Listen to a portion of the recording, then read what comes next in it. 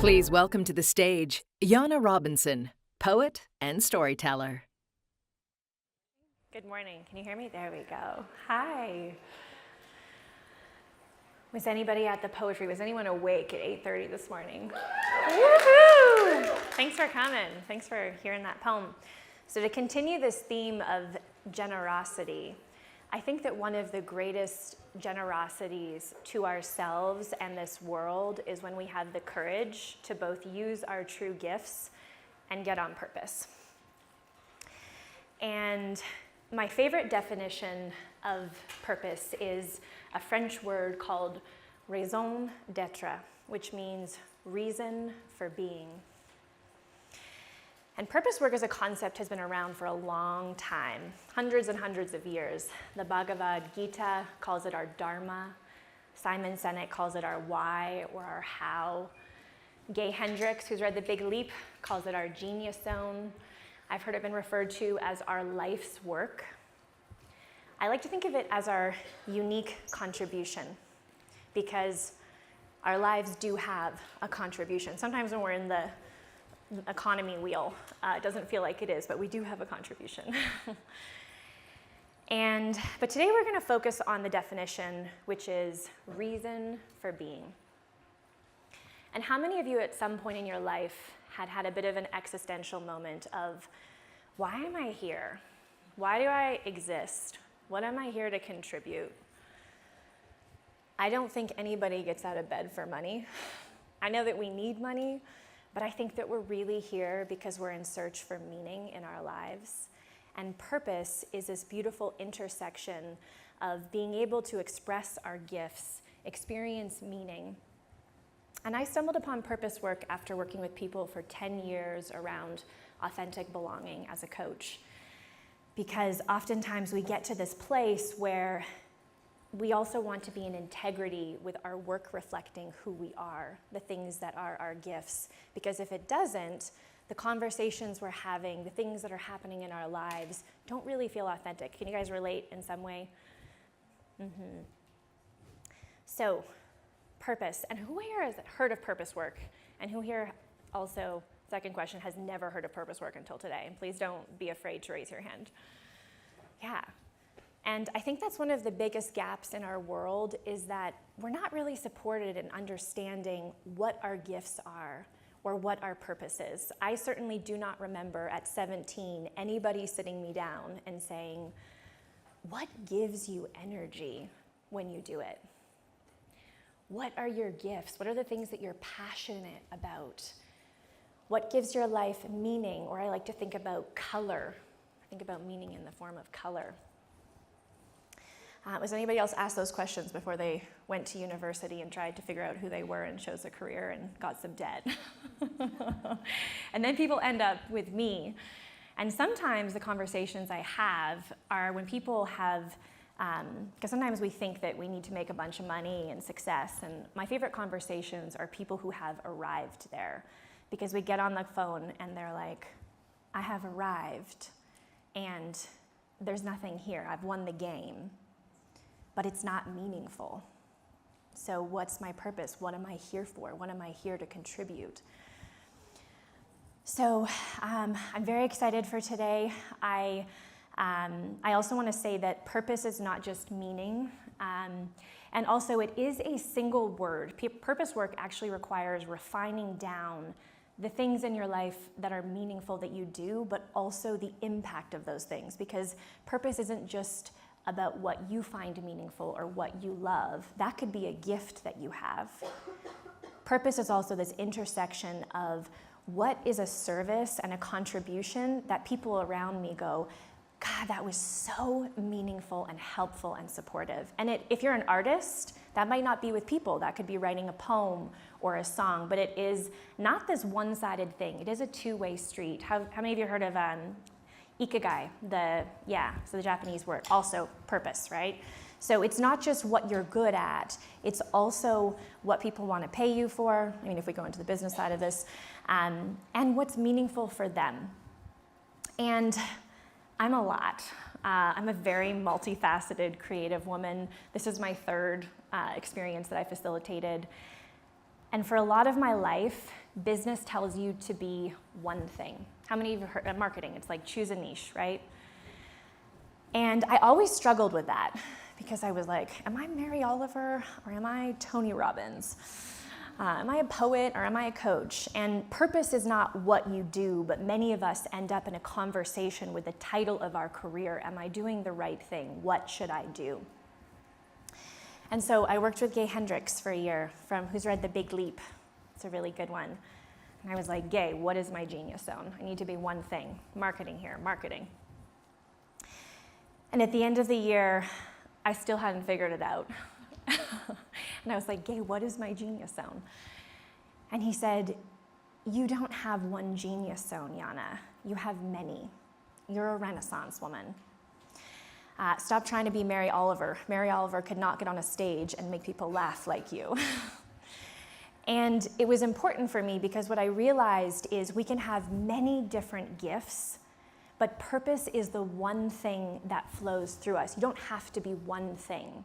In fact, how many of you have many gifts and have had this conversation with yourself about what is the one way that you should be on purpose in the world? Your purpose is the blood in your body, and the veins are all of the different ways that it can come through you. There is no right way to be on purpose. And here's why that's helpful. In business, ideas, products, offers will fail, right? How many of something that has failed? Yeah. And if you put your purpose and your reason for being in one thing, if you're like, I'm gonna make these footballs. By the way, these are my talking footballs. These are my peer pressure footballs. So if you all clam up at any point today, if I throw this and you catch it, it's very soft. You have to talk, side note. But let's say I created this football and this company went down. I would be devastated. But when you understand that you are here to serve a purpose, not one person, not one company, not one idea, it gives you the freedom to pivot, to start over, to not take rejection personally. And that's the most important thing, because to be an entrepreneur is to risk. To have a business means that you could fail at any time. So really, to be on purpose requires, how many of you feel like resiliency is a huge part of your job description?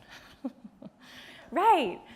So when something doesn't work, I'm like, cool, I was resonant with that. I was excited about it, but the audience is 50% and they weren't. So I'll just go back to my purpose and I will create something new and something different. So I want to introduce the purpose not just as something meaningful and a North Star and your compass, but also as something that you can use as a strategy to be able to pivot if you work for yourself. And if you're in a company, Simon Sinek says is better than anyone in his TED Talk. So he talks about when we can have a shared purpose with people. So while you are unique and you have a contribution, and how you give your gifts is going to be different than anyone. There could be 1,000 people that do purpose work, and how each person shows up to teach that will be different because there's only one you. However, that being said, we can share intersections of purpose with people. My how is belonging, right? And I saw Riley on stage talking about belonging. So we can have these intersections where you don't actually have to have your own business. Is anyone relieved by that? Maybe you don't want to be an entrepreneur. You're like, can I have a purpose and not have a company? I don't want to manage people. You can work for a company that shares a purpose, and that's the intersection, is when somebody shares the purpose on the wall, if you're good enough at naming it. They're not showing up for you, and they're not showing up for their paycheck. They're showing up because you've created a space where they can show up for their contribution, which they just happen to share with you. And the first time I heard that was from Simon, giving him full credit, because that's really true. So that is how it works in an organization and then as an individual. That being said, as purpose work does have us come to refining your purpose down to one word, I'm not naive to think that with this many people in the room, we're going to fully land the plane. That would require individualized attention, but my goal today is to get you closer. And what I want to get you closer to is, yes, hopefully we're actually going to come to a word together, and I want to welcome that you may actually arrive at your word today. So while I just said that, forget it. So if you get a word, yes, that is possible. I'm going to be doing a visualization with you today that I've done with over 200 people, and so we may get there. But what I really want you to arrive is to get you closer to your purpose and to understand some of your gifts. And I want to be really clear, if you write, you are a writer. And if you paint, you are a painter. Those are gifts that belong to you. Purpose is about, yes, what's the impact of those gifts? But to a degree, I'd actually just love for you, just like right now as I'm talking, what are some gifts that you have, right? What are some things that you love to do? It doesn't need to be something that you have even shared with the world, and I do encourage you to share your writing with more than just your cat and your journal. But when it comes to our gifts, it's what gives me energy. What do I lose time doing? That's not so complicated of a question. It gets complicated when we think about how people are going to receive those gifts. But where I also want to arrive you today is that after doing purpose work with hundreds of people, your purpose has a word, but it also has a feeling.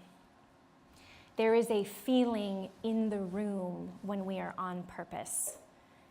And do you guys know what I'm talking about? Like a deeply meaningful moment where you use your gifts and you can actually feel in the room that meaning. Has anyone had that, an experience that's deeply meaningful? Yeah. The more and more that I don't just pay rent but live in my body, I'm like, right, there's feelings in here. And I'm going to share with you a moment, because sometimes I find having examples can make it more concrete and tangible. And then we're going to do some breath work, and it's going to be all about you. I'm almost there. So when I think about the last year, the moment that I can most clearly feel my purpose in a room was I met a CEO surfing. I live down in Encinitas in California. And he was like, I cannot get my C-suite team to take care of themselves. And I was like, I can probably do that. And so I went to Beverly Hills, did a breathwork workshop, cold plunges. It was like a big tech company. Everyone loves cold plunges. Did a boundaries workshop. And I was like, I really want to do a poetry workshop. And he was like, I don't know, it's not quite as sexy as like a breathwork cold plunge. And I was like, you don't even need to pay me for it. Let me just come in and do a purpose workshop or a poetry workshop. And so I got into this room, and if you was anybody at the inner sanctum, right, like you're on the moon? Yeah, so I did that with them. So those of you that weren't there yesterday, I found and met my birth father for the first time when I was 21. And the poem that I read in my workshop, Right Like You're on the Moon, is about a conversation I had with him where he asks to take the pain back from me that his absence left. And then I turn to the room and I say, I want you to write a poem from a moment in your life that brought you to your knees, as if no one will ever read it. And so everybody was writing, and then I'm like, yeah, is everyone's ever going to read it? And then I pivot and I'm like, who wants to share? Surprise. That's why I have the talking footballs. And there was a guy in the back who his hand started to raise, and I was looking at him and he was like, and then he just started to cry. And he said, I would have never have written this if it wasn't for you. And I was like, okay, well, would you like to share it with us? And he was crying, and he was like, and some of you that were at the workshop, you know what I mean of this. He was like, I don't know if I can. And I said, well, what if we all closed our eyes? And so the room closed our eyes, and he read this poem, weeping. And there was a feeling in the room. And here's the thing, it was meaningful for me, but he called me and told me that he went home to have a conversation with his wife he really needed. And the people in his company came up to me and they were like, we haven't seen emotion from that man in 30 years. We didn't even know there were emotions in there. So it was deeply meaningful for everybody in the room, not just me. See how it's not just like a narcissistic, one-sided, like, wow, that was meaningful. Everybody felt meaning. So and also as I'm talking today, just feel free to write if you're like, oh yeah, there was that moment. I just want to give you full permission to drop in. We will do some also journaling, and we're going to do some exercises around this as well. But does that give you a bit of an example around, I really think about purpose as meaning and energy that we feel inside of an experience. And sometimes, again, and in this visualization, you may not be with people, right? So if part of your purpose is interacting with people, you may find that you are with people, but you may also find that you're alone, creating something, painting. The beautiful thing about being an artist is you create alone, but then it goes and it impacts in the world away from you. So that can still be purpose. Some people are alone in the visualization. You don't have to be with people. That doesn't make it wrong. So that being said, how do I do it defining purpose? Are we feeling sort of like we got a bit of, so it's usually a word, we're not fully landing the airplane, but we're gonna get closer. We're gonna name some of our gifts. We are going to connect to the feeling of our purpose, which is what is about to bring me to our segue of breath work. You're like, why are we doing breath work, Janne? Number one, you've been talking at a conference for 3 days, so you're gonna close your eyes, you're welcome. Get into our bodies, do a bit of self-care. Who was influenced by the breathwork part of this workshop? You can be honest with me. Yeah. Who here has never done breathwork before? Too. Cool. Well, what I'm doing, you're going to be so blown away by breathwork. It's not even. It's pretty good. I'm going to let Randell give you a bit of context on breathwork, some of the things that you might feel in your body. And again, we're doing breathwork because I want you to be able to feel your purpose. So feeling requires being top down in our bodies. So we're intentionally going there to get out of our heads and into our bodies and into feeling. After the breath work, you're actually going to keep your eyes closed. If you fall asleep, I'll come over and give you a little poke. We're going to flow for about 8 minutes of breath work, and then we are going to flow, and we are going to be sitting up for breath work. And then we are going to flow into the visualization. So your eyes are going to be closed for about 20-ish minutes. So take a moment right now to also get comfortable. If you want to move around, like let's get good. And then and also like you don't have to. If you start to get super uncomfortable, you need to move around. I understand. That being said, I want to invite Randell Lusk, who is our breathwork. Can you give her a round of applause? She is an emotional intelligence coach, a somatic practitioner, and a movement and breathwork facilitator. And she's going to lead you through this, and then we're all going to go on a journey. I'll see you guys on the other side. All right, thank you. Hello, everybody. It's so nice to be here. Okay, so as a somatic practitioner, my work is based in nervous system health. And if you caught me on my panel on Wednesday, the number one nervous system myth that I want to debunk is that a healthy nervous system is a calm nervous system, when in fact, a healthy nervous system is an adaptable nervous system. And what this means is we want our nervous system to be able to fluctuate between sympathetic state and parasympathetic state, between activation and deactivation, or in other words, to be able to encounter or even step into stress and return easily into safety, rest, and connection. And when we work with our nervous system, we have the possibility and the ability to increase or expand our range of capacity or a range of tolerance. Now, breathwork is a direct way of working with the nervous system. And today, I've selected a technique that will actually take you towards or even into activation.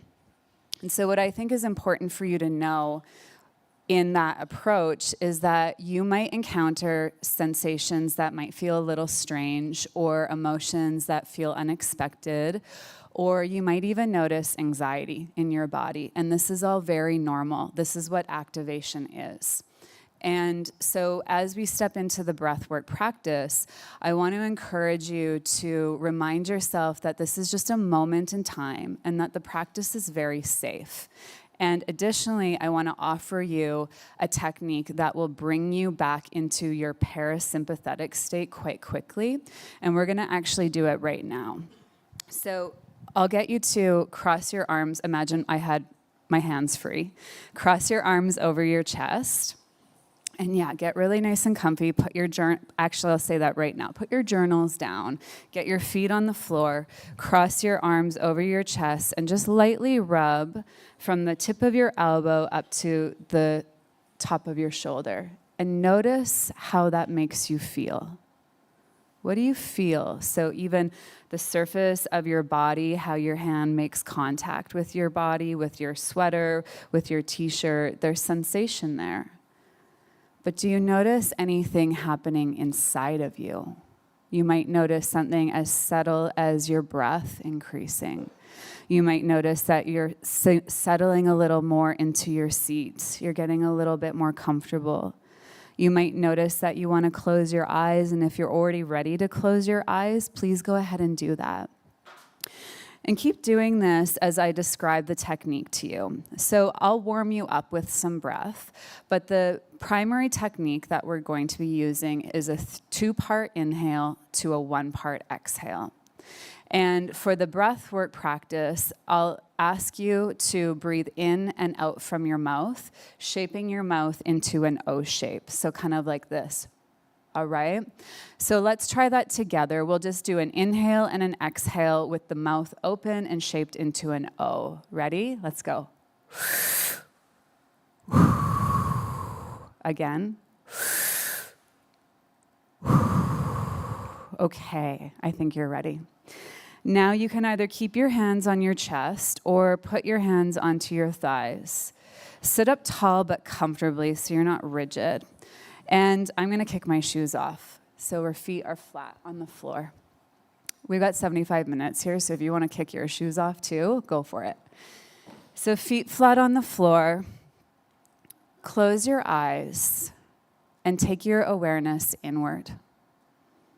Again, begin to explore the sensations inside of you. Explore what you feel. And together, let's take a simple deep breath in through the nose and out through the mouth. Do that again. Deep breath in. And exhale, sigh your breath out. This time, breathe in and take an extra sip of air and hold your breath at the top for 5, 4, 3, 2, notice the sensation. 1, exhale, clear your breath out. Very good. Now move your hands to your tummy. We're going to breathe into the tummy. This is a harder part of the body to breathe into. We often breathe primarily into the high parts of our chest. So using that O shape with your mouth, let's breathe into the belly. And breathe out. Let's try that again. Breathe into the belly and out. Now hands to your chest. Now we're going to breathe into the high part of your chest. Breathe in, hold, breathe out.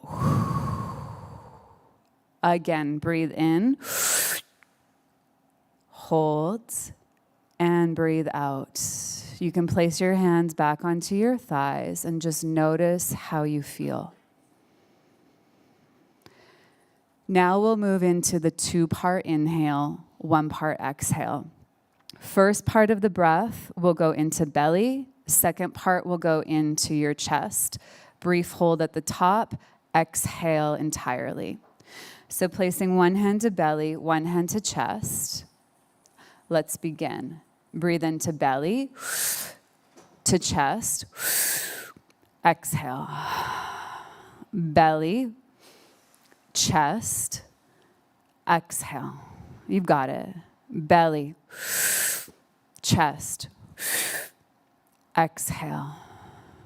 Belly, chest, exhale. Belly, chest, exhale. Belly, chest, exhale. Belly, chest, exhale. Belly, chest, hold for 4, 3, 2, 1. Exhale. Recovery, inhale. Recovery, exhale. Feel. What do you notice inside of you? What do you notice inside of you? We'll do 3 more rounds. Let's begin. Belly, chest, exhale. Belly, chest, exhale. 1 more. Belly, chest, holds. 5, 4, 3, 2, exhale. Let your hands fall steady onto your body, leaving your eyes closed. Settle into what you feel. Settle into this body of yours. Allowing for sensation.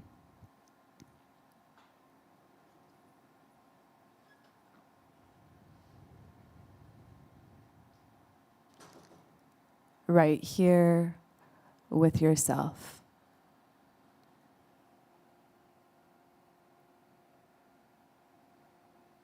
Remain with your eyes closed as Janne returns to the stage.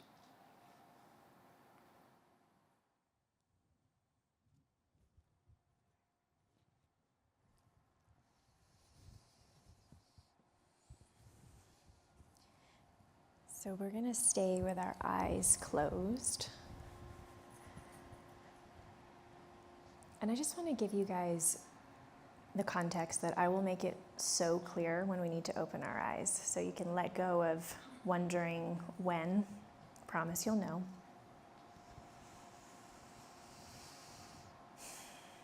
So feeling this feeling of being in our bodies, being settled, I'd like you to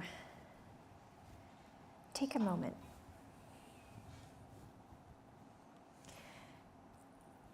Before we flow into purpose, which is your contribution, our purpose is really a giving of ourselves. But many of us need to be filled up sometimes to have anything to give. And sometimes when we're burnt out or tired or not getting some of our core needs met, it can be really hard to be clear on what we want to have for breakfast, if we like our husband. Having clarity on many things can feel confusing because your body is biologically needing to be resourced. So the first thing I'm going to do is take care of you. As a human, we have 3 very important needs. You need money. We live in an economy. You also have a need for connection, real connection. And you have a need for time. Time with yourself, time with your families and friends. And sometimes if there's a deficit in one of these places, it can be incredibly hard to connect to what our reason for being is because we're empty. So let's do that. We're going to start with money, and I want you to think of an amount of money that would be more than enough for your whole life.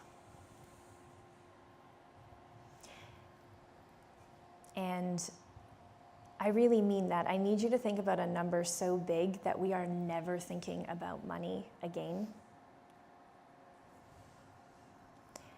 And this is a visualization, so if you're unsure, just times it by 100, it's okay. And now I want you to imagine logging into your bank account, punching in the name of your first pet. And I want you to actually see that number in your bank account. How does your body feel? Does your belly drop? I want you to really believe that this is real. So from here on out, we're no longer doing anything for money. We can do things, but it's basically going to be volunteering. I want you to feel the freedom and the liberation inside of that. You can now do whatever you want. Next, we got to resource connection and time. I need us to fill your relational cup all the way up.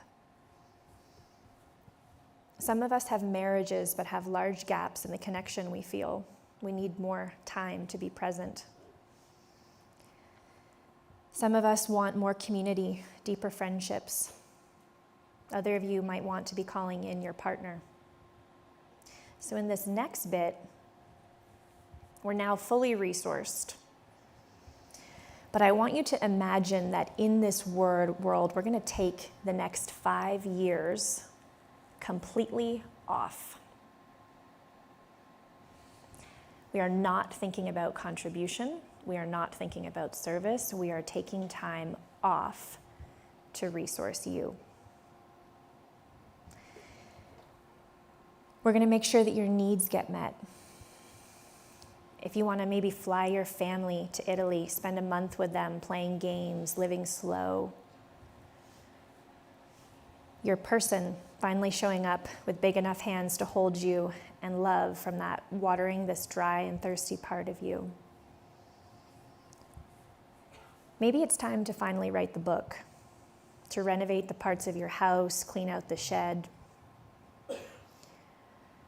We're going to take a couple of minutes right now, and I want you to see a day start to finish in this world, in our time off. And please don't have judgment. Whatever this looks like is okay. So sunrise to sunset, please envision what you would like to give your life and time to in this time off before we shift to contribution. And we're still having our eyes closed. Could you take a moment to just do an inventory check on how it feels in your day?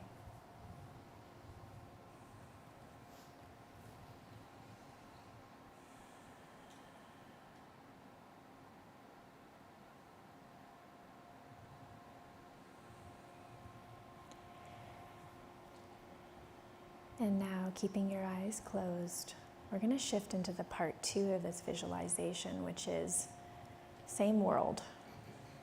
We're still resourced.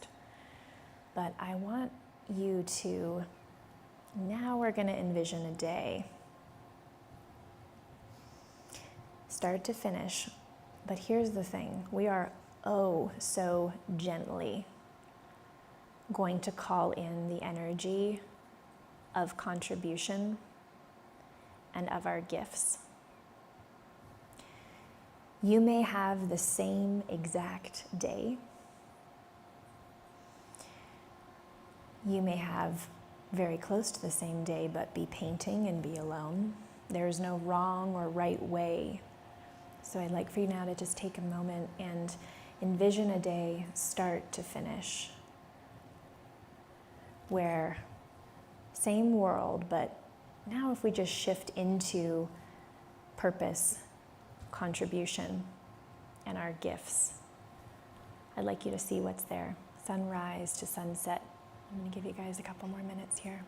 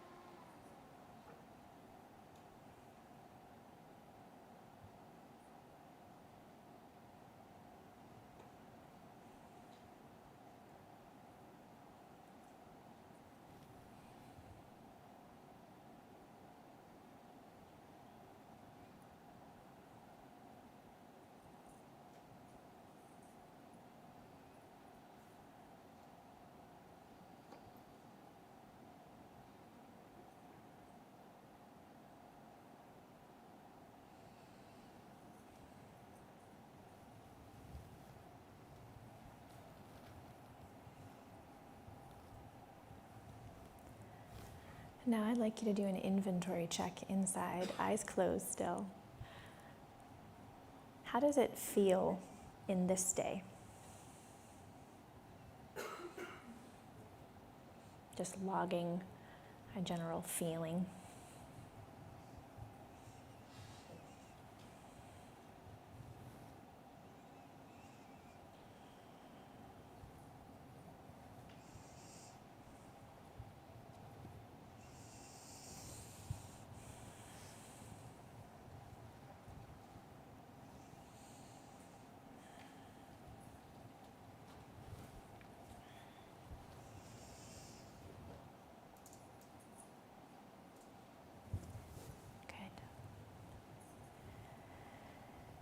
So, keeping your eyes closed, but I'd like you to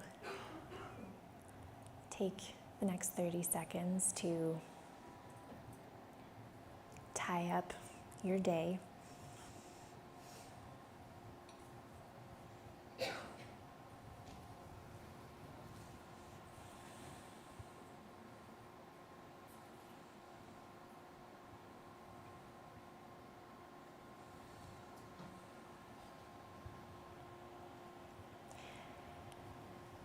And in a moment, we're going to open our eyes, but not yet. And this next part is important. When you open your eyes, I don't want you to jump up and be alert. We're going to titrate out of this. We've just been in a very internal space, so we're going to take a moment when you do open your eyes to look at some objects. So don't like snap on and look at me and pretend like we're in a meeting. So I want us to go gently and softly.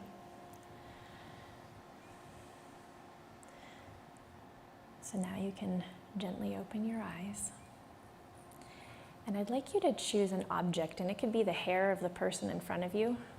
Sorry for anyone who didn't shower. Or an object in this room.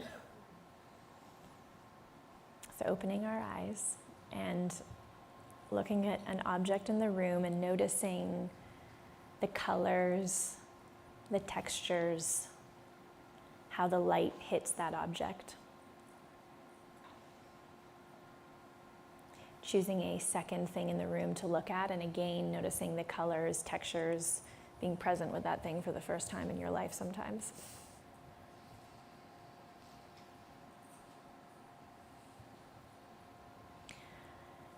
And then we can come back. Hi.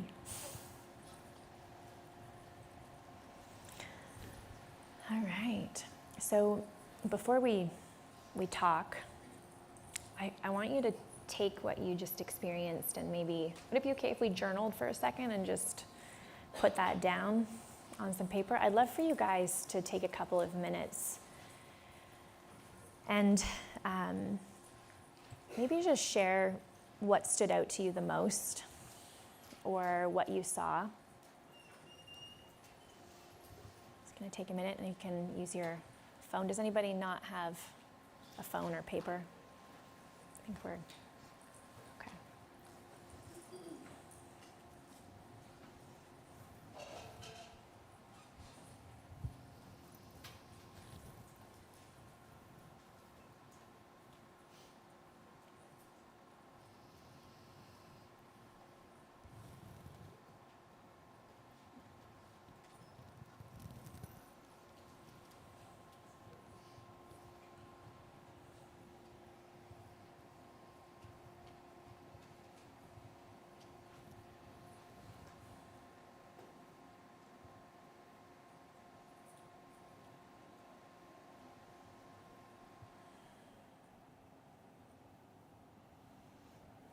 And if you did note the feelings in both of your days, I'd love for you to write that down. And if there were any words, because we're doing a purpose workshop, feel free to write those down too.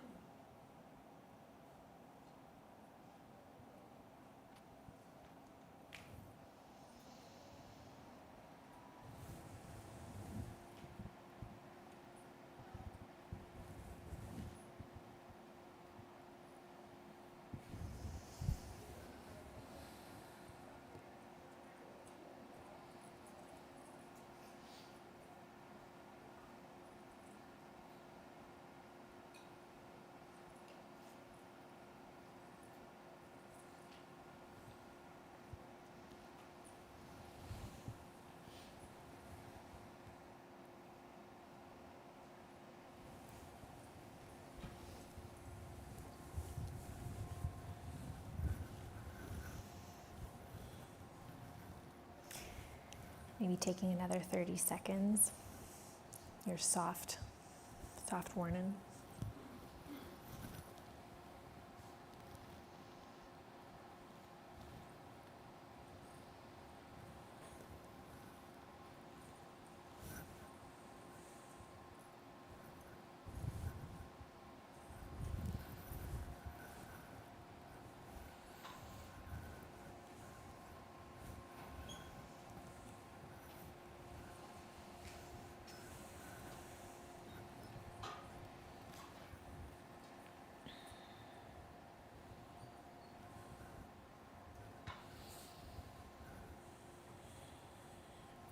Okay, I have one more journaling question for you before we move into a bit of interaction, which is, this is not always relevant in everybody's process, but sometimes it is.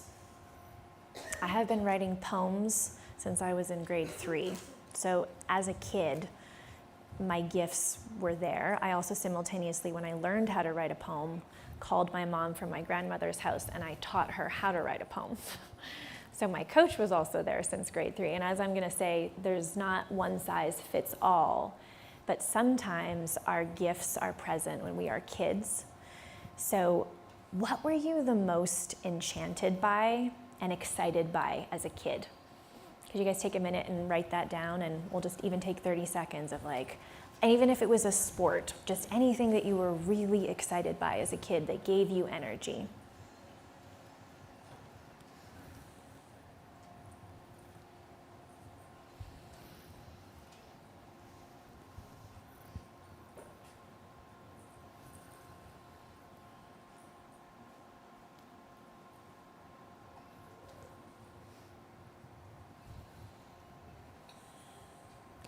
I also want you to note if your parents or caregivers encouraged your gifts, if they were encouraging of you doing more of those things that you were lit up by or that you loved, because that's also a very important part of this.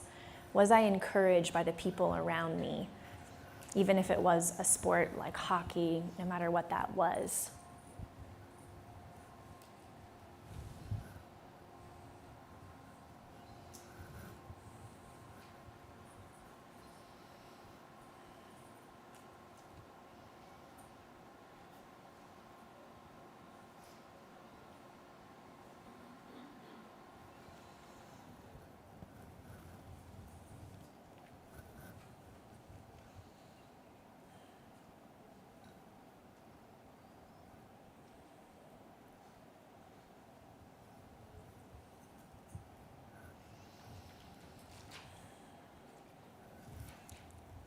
Good. I want to do a partner activity for 1 second, and then we're going to do some sharing. Are we awake? How are we doing? Are we sleepy? I'd like you to find a buddy, and I'm going to give you a prompt, and I do want you to listen because I'm going to say like, change up, which is when you change your person. So just be like present, but also a little listening. We are going to do a bit of integration and kind of sharing about some of those pieces, but what I want to for you to talk to somebody about is, I shared with you the most meaningful moment for me, and also that I've had in facilitation in that workshop that I did in Santa Barbara. And I'd like for you to turn to the person next to you and to share, and here's the thing, it doesn't actually need to be in your career. That's a big thing. Some of us are not using our gifts or on purpose, but what I want you to feel into is, where was there a moment that was deeply meaningful that I had in contribution or sharing? And this could be a moment that you had with a woman at the airport because people feel safe around you and they open up and they share things with you, and all of a sudden you're having this really deep conversation with a woman at an airport and she's like, I might quit my job, and you're dropped in with her.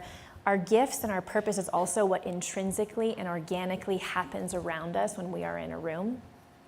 So it doesn't need to be career focused. For those of you that feel that you are on purpose in your room, in your work, amazing.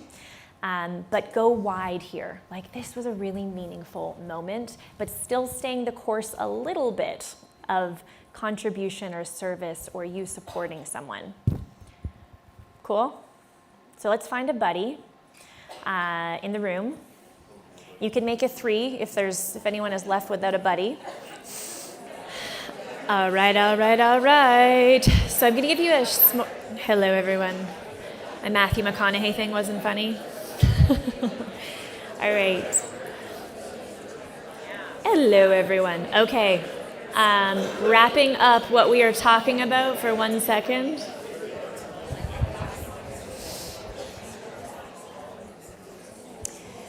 Okay. If you had to land the plane, I might be giving you too much responsibility here, but I feel like planes can pretty much land themselves nowadays. If you had to land the plane, and I want you to not be afraid of doing this wrong, and I'm not saying that it's 100% accurate, but if you were to think about What intrinsically and organically happens around you when you walk into a room when you're not trying to do anything, and it may not even be doing your role. I loved the Chief Heart Officer talk last night, and I'm blanking on her name. What was her name? Claude, right? So it's like her gifts were actually being given in a different way than her role. So it's not always in the thing that you do, but if you were to try to land that plane, I would say like Claude is bringing people into their hearts. She's also working with empathy. So maybe her word would be empathy. What word would you say or would you give to the impact that happens when you intrinsically and organically just exist inside of a room? And I want you to share that with a person beside you. You're allowed to think about it for a second, but yes. So if we had to land the plane of our word, what intrinsically and organically happens when you walk into a room? So the impact of me walking to a room is, with Claude, she brings people into their hearts, right? I'd say that her how is probably around empathy and that they arrive into their hearts. So if you're like, I don't know, Janne, it's okay. Just do it wrong. To do it wrong for a second. Okay, go. Share with the person next to you. Let's try. So, 2 options. We could do questions if anyone feels stuck and they want to like ask me some questions, or we could do some sharing. We've got another 10 minutes. Does anybody want to come up and share? Look at those sorts of, it may be your day. Share, and or it's her day actually. Yes, come. Do you want to come? You can share there, or you can come forward. Do you have a preference? You should come sit with me. Yeah, you look nice. Let's show off your outfit too. Can we get a round of applause? It always